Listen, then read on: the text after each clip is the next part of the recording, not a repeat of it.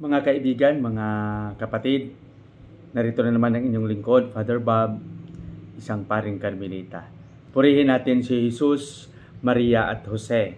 Kumusta naman kayong lahat at naway na sa mabuting kalagayan lang kayo at patuloy tayong nagsisikap upang maging mabunga ang ating mga ginagawa araw-araw. Ingat-ingat lang tayo at napakatindi ng init sa panahong ito. At una sa lahat, ang aking pasasalamat sa inyo, sa inyong patuloy na pakikinig, sa inyong patuloy na paglalaan ng oras at pakikiisa sa layunin na maibahagi din ang pagninilay na ito sa inyong mga kaibigan sa pamamagitan ng pag-share. Tayong lahat ay makapagpatunay na ang Panginoon ay napakabuti sa atin. Ngayon ay araw ng Biyernes, nasa 17 araw na tayo sa buwan ng Mayo, 2024. Pakinggan natin at pagnilayan at kunin kung ano ang mensahe ng ating pagbasa sa araw na ito. Sa araw na ito, ang ating pagbasa ay babahagi sa atin ni San Juan, Kapitulo 21, versikulo 15 hanggang 19. Dito, napapansin natin na si Jesus ay nakikipag-usap sa kanyang mga disipulo at nakatuon ang kanyang oras at panahon diyan mismo kay Pedro na tinawag niyang Simon. Tinanong niya si Pedro, "Pedro, mahal mo ba ako?" At si Pedro naman sa kanyang kakayahan, wala naman siyang pag-aalinlangan na sinabi at sumagot, "Oo, mahal kita, Panginoon."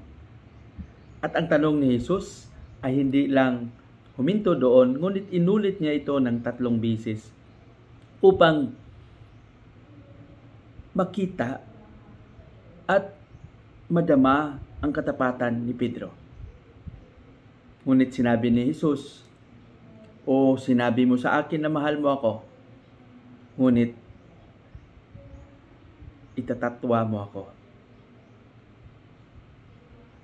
Pero nang tinanong ni Jesus si Pedro kung mahal mo ba ako, nanatili lang ba doon ang kanyang tungkulin na sumagot upang sabihin na, "Oo, mahal kita"? Kung hindi, nang sumagot si Pedro kay Jesus na, "Opo, Panginoon, mahal kita." Ang sagot ng Panginoon, "Pakainin mo ang aking mga tupa." Napakaganda.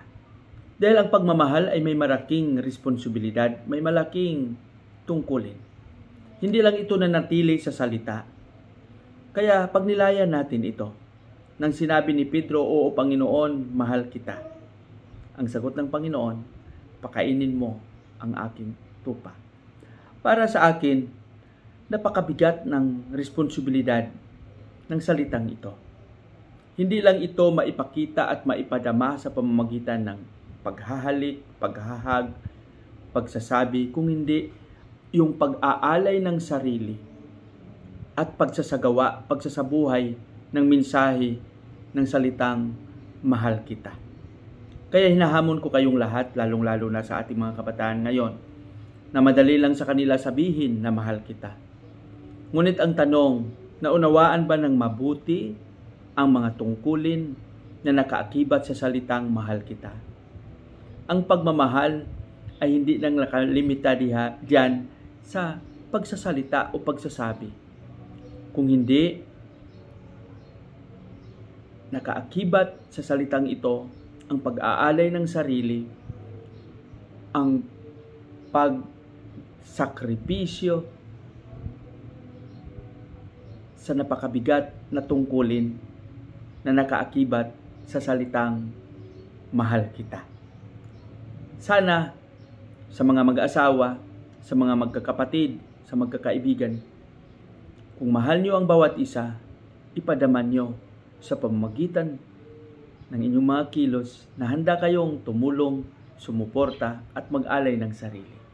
Tayong lahat din, gaya sa mga ginagawa ng mga magulang na iniwan ang pamilya alang-alang sa pagmamahal at magtrabaho sa malayong lugar, sa mga pamilya, sa mga magulang na handang ialay ang oras at panahon sa mga anak. Sana tayo rin ng mga anak mag-alay din ng sarili sa pag-aaral ng mabuti, alang-alang sa pagmamahal natin sa ating mga magulang. Pagpalain nawa tayo ng Panginoon sa ating panalangin, Panginoong Hesus. Turuan mo kaming magmahal. Pagmamahal na hindi masusukat. Pagmamahal na walang hinihintay na kapalit. Pagmamahal na handang mag-alay ng sarili. Amen.